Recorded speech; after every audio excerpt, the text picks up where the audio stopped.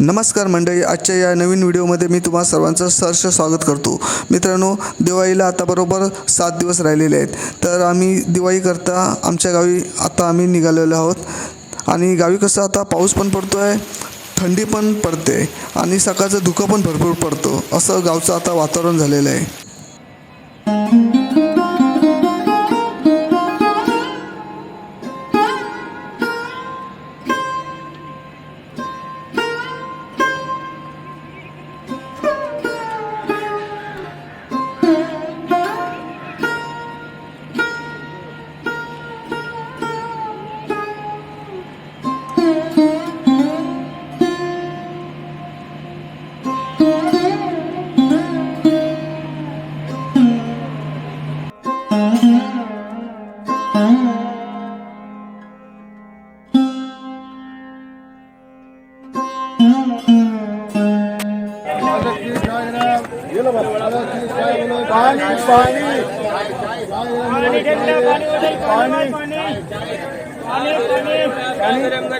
पानी ठंडा पानी होटल पानी पानी पानी वाल पानी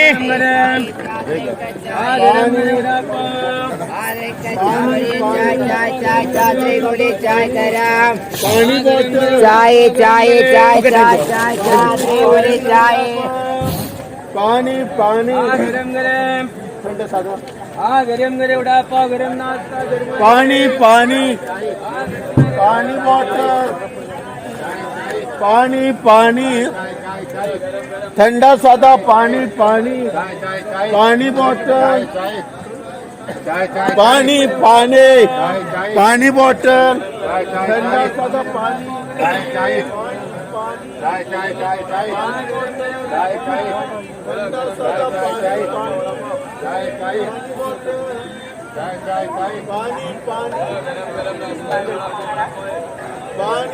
पानी लो इंडले पानी लो पानी पानी पानी लो इंडले पानी लो पानी पानी पानी पानी पानी पानी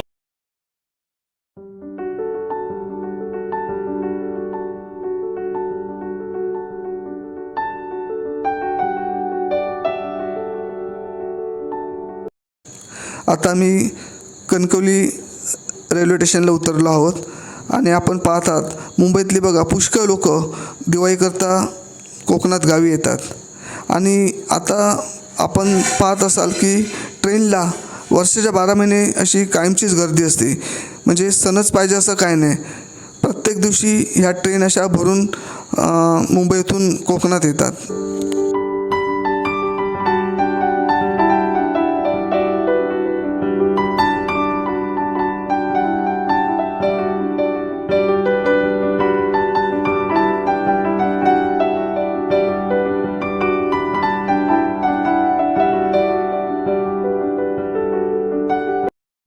आता आपण कणकवली रेल्वे स्टेशनवरून बाहेर पडल्यावर हे आता नवीन असं सुंदर असं डेकोरेशन केलेलं आहे।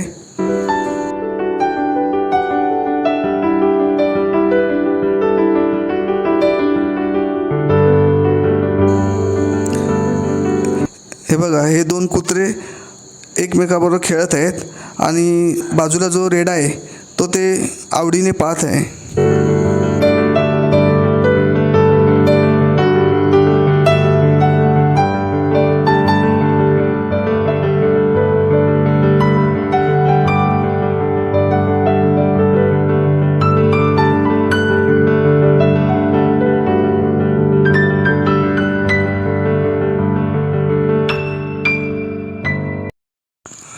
आता आम्ही कणकवलीच्या STच्या कॅन्टीनमध्ये उतरलो आहे आणि आता सकाळी चहा आणि जरा वडापाव खातो आहे, कारण सकाळीच भूक लागली आहे, त्यासाठी मग आता मी वडापाव आणि चहा घेतली आणि आता आमची ST लागली की आम्ही ST पकडून मालवणला जाऊ।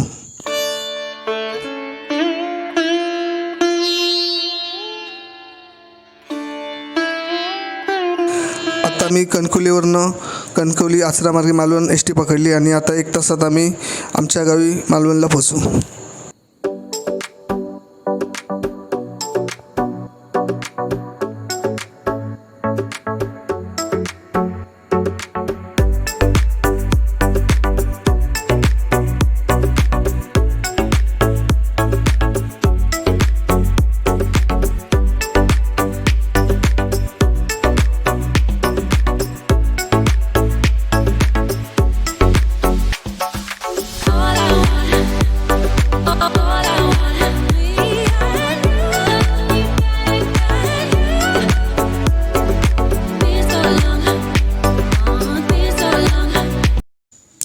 आता मी सकाळी मालवणच्या बाजारात आलो आहोत.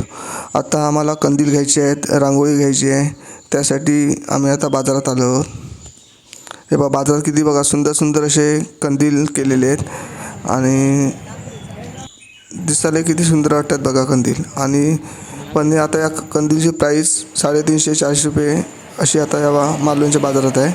आणि हा नरकासूर केला आहे आणि प्रत्येक गावामध्ये नरकासूर केला जातो.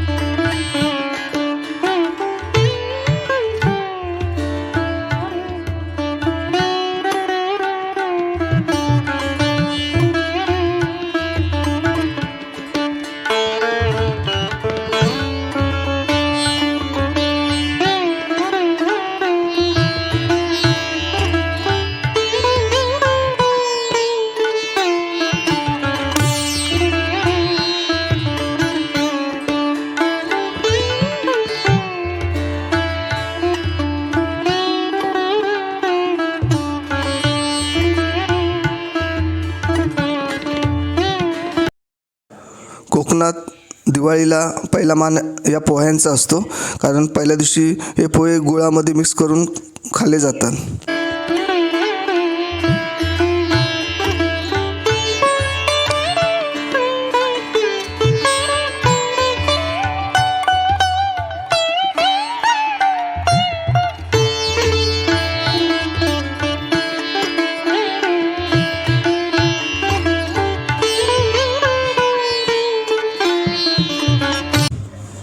आपण समोर ज्या बकऱ्या पाहतात त्या धनगर लोकांनी आमच्या गावात त्या चरायला आणलेले आहेत.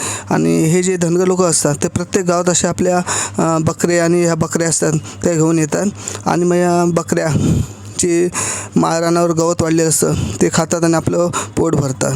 आणि बघा किती कष्टाचं काम आहे, भरपूर मेहनत घ्यावी लागते. म्हणजे या बकऱ्यांच्या पाठून तुम्हाला सारखं उन्हातानातून फिरावं लागतं, कारण त्या बकऱ्या समजा कोणाच्या शेतात गेल्या तर ते शेतातील पीक खाऊ शकतात. त्यामुळे सारखं या बकऱ्यांच्या त्यांना मागे राहावं लागतं या धनगर लोकांना.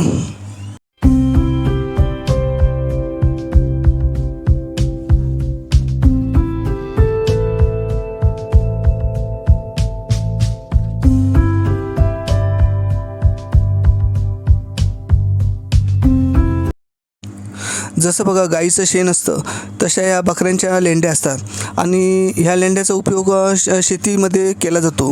म्हणजे ह्या लेंड्या जर शेतात टाकल्या तर शेतातील पिकाला चांगलं असं खत मिळतं आणि शेतातील पीक असं भरघोस येतं.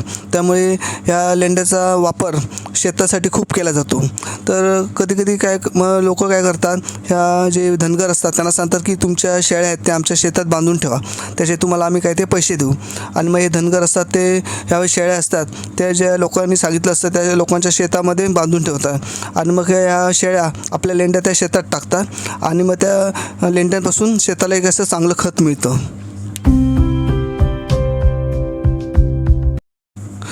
तुम्ही बघा विचार करा की एका बकऱ्याची किंमत 25-30 हजार रुपये असते. म्हणजे एक बकरा 25-30 हजाराला जातो.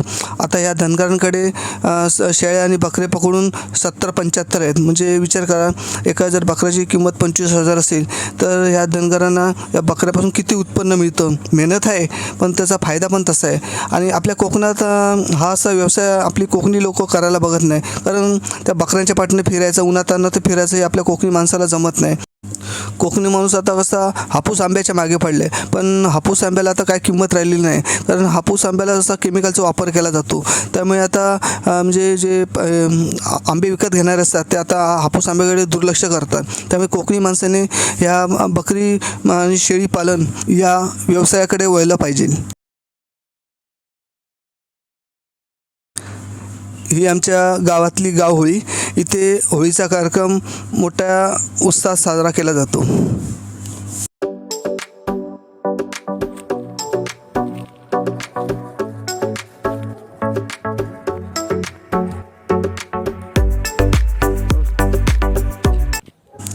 दिवाळीला सकाळी उठून जे कार्टं फोडलं जातं ते कार्टं गोळा करायला आता आम्ही गावात ते जे झाडं बिडे दिसत आहेत तिकडे आता आम्ही फिरत आहोत. आणि हे बघा असं हे कार्ट आम्हाला असं मिळाली आहेत. आणि अशी कार्टी झाडाची काढायला खूप मजा येते, कारण कसं विकत आणलेलं कोणतंही फळ म्हणा किंवा ते वस्तू म्हणा, आणि त्याशी अशी आपण जंगलातनं जी काढून आणतो वस्तू, त्या वस्तू काढण्यामध्ये म्हणजे एक वेगळाच आनंद असतो. आणि तो आता आम्ही आनंद घेत आहोत. आणि अशी जंगलातली आम्ही अशी जी कार्टी आहे ती झाडावरची काढत आहोत.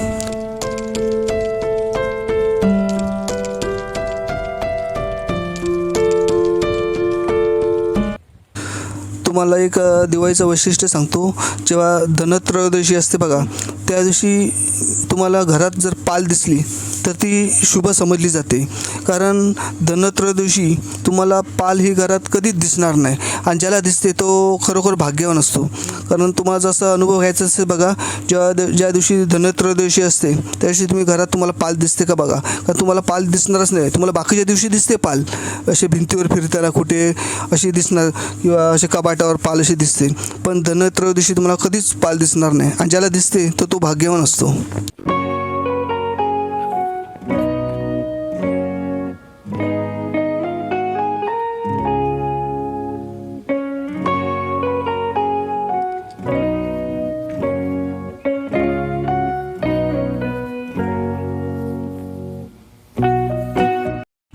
आम्ही आता आमच्या गावातील कुलस्वामिनी मंदिर आहे त्या मंदिरात आलो आहे. आणि आम्ही आलो गावी, भले 2 दिवसासाठी जरी गावी आलो तर आम्ही आमच्या कुलस्वामिनी मातेचं म्हणजे दर्शन घेतो. आणि नंतर मग आमच्या भद्रकालीच्या मंदिरात जातो आणि आमच्या देवीच्या पाया पडतो भद्रकालीच्या. आणि नंतर आमची जी खाडी आहे, कालवल खाडी, म्हणजे आमच्या घराच्या बाजूला जी नदी आहे त्या नदीच्या आम्ही जाऊन दर्शन घेऊन त्या नदीच्या आम्ही पाया पडतो. आणि म्हणजे आमचा ना भले गावी आमचे भरपूर फेऱ्या होतात, पण गावी आलं की ह्या आम्ही 3 ठिकाणी जायचं कधीच चुकत नाही. त्यांचं आम्ही आल्याला पहिलं दर्शन घेतो. आणि एक गोष्ट लक्षात घ्या की प्रत्येकाने आपली गावातली जी कुलस्वामीन असते, जे ग्रामदैवत असतं, त्याला कधी विसरायचं नाही. लोक कशी करतात, जेव्हा संकट येतं त्या त्यांना देव आठवतो आणि मग ते देवाचा धावा करतात. तसं नसतं. प्रत्येक वेळी आपण आलो की आपल्या देवाला कधी विसरायचं नाही. जी आपली ग्रामदैवत आहे आणि जी आपले कुलस्वामिनी असतं मंदिर, जी देवस्थान आपली कोकणातली आहे, त्याला कधी विसरू नका. कारण आपली कोकणातली देवस्थान ही कडक आहेत आणि जागृत देवस्थान आहेत. त्यामुळे प्रत्येकाने कुठेही राहू दे, तुम्ही दुबईला राहा नाही तर कुठे अमेरिकेत राहा, पण आपल्या गावातलं दर्शन वर्षातून एकदा तरी केलंच पाहिजे.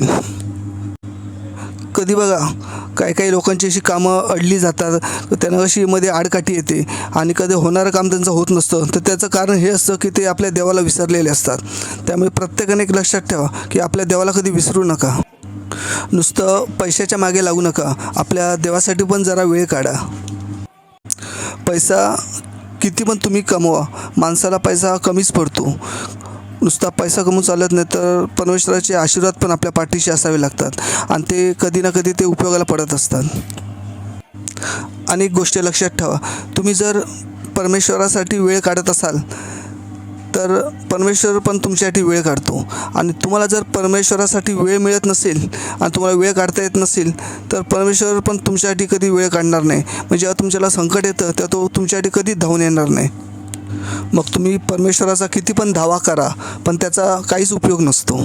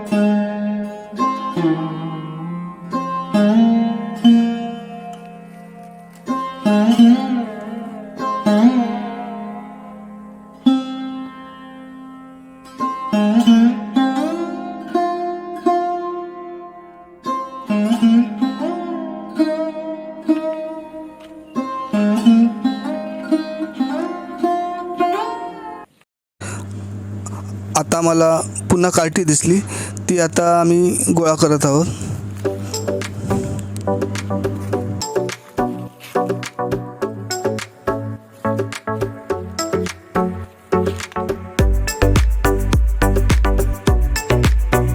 बघा किती सुंदर गोंड्याची फुलं दिसत आहेत.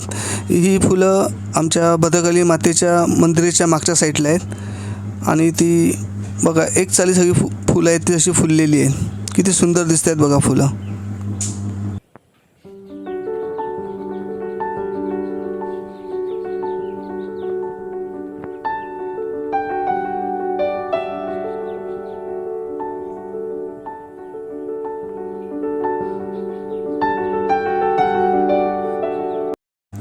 ही बघा आम्हाला देवळाच्या मागच्या साईडला कार्टी मिळाली आणि ही कार्टी मोठी मोठी अशी कार्टी आहेत, ती आता आम्ही तोडत आहोत. आणि बघ आपण काय करतो, दिवाळीला कार्टं फोडतो आणि नंतर फेकून देतो, पण ह्या कार्ट्याचा औषधी भरपूर असा गुणधर्म आहे. कारण ही कार्टी असतात ती असं फोडायचा आणि आतला तो कार्ट्याचा जो रस असतो, कडू रस, तो त्याचा उपयोग काय होतो तर समजा एखाद्याची दाढ खिळते आणि ती खूप दुखते किंवा दात दुखत असतात, तेव्हा हा जो कार्ट्यातला आतला जो रस असतो, म्हणजे आपलं कार्टं फोडतो बघा, मग आतमध्ये जो बिया आणि रस असतो, तो रस असतो तो आपल्या दातांना चोळायचा आणि जिथे दाढ किडली आहे तिथे तो रस त्या दाढेत भरायचा. मग त्यामुळे कसं होतं, आपल्या तुमच्या जी दाढेत कीड असते ती मरून जाते आणि तो दात दुखत असतो किंवा जी दाढ दुखत असते ती शांत होऊन जाते.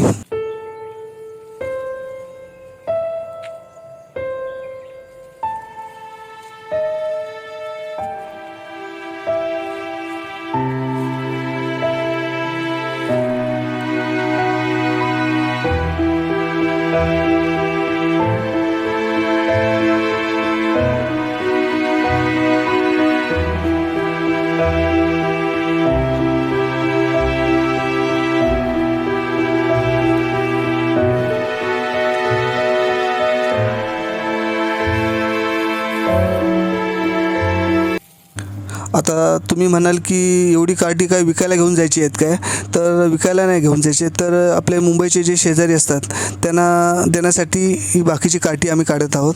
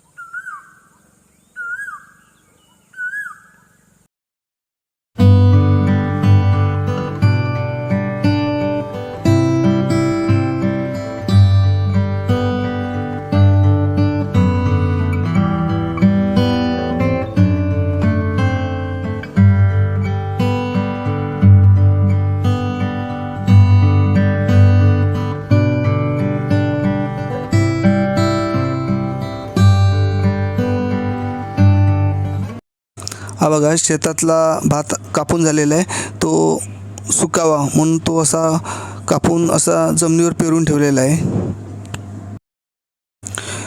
आपण जी वनस्पती पाहत आहात ती जिथे खाजण असतं त्या भागात ही वनस्पती वाढते. खाजण म्हणजे खाडीतले जे पाणी वाहत एका ठिकाणी जाऊन साचतं आणि तिथे चिखल तयार होतो, त्या चिखलात ही वनस्पती वाढते. आणि ह्या वनस्पतीचा फायदा म्हणजे या वनस्पतीमुळे काय होतं, खाजणामध्ये जे खेकडे असतात किंवा कोळंबी असते ती आपल्या सुरक्षिततेसाठी या झाडांचा आश्रय घेते. आणि खेकडे आणि काही काही मासे पण असतात ते या झाडाच्या म्हणजे मुळापाशी जाऊन लपून राहतात. त्यामुळे कसं त्यांचं म्हणजे एखाद्या माणसापासून त्यांचं रक्षण होतं. त्यामुळे ही एक महत्त्वाची अशी वनस्पती आहे, म्हणजे खेकडे, कोळंबी व माशांसाठी.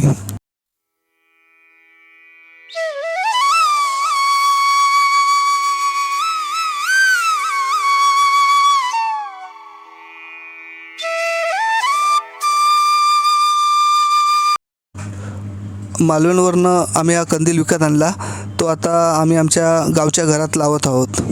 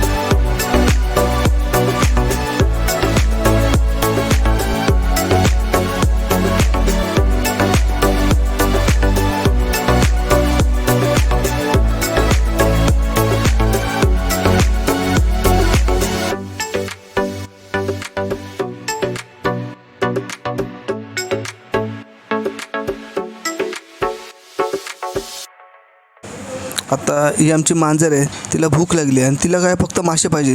ती भात असं काय खात नाही. बिस्किटं दिली, टोस्ट दिली तरी पण तिने खाल्ले नाही आणि आता तिला जास्तच भूक लागली आहे.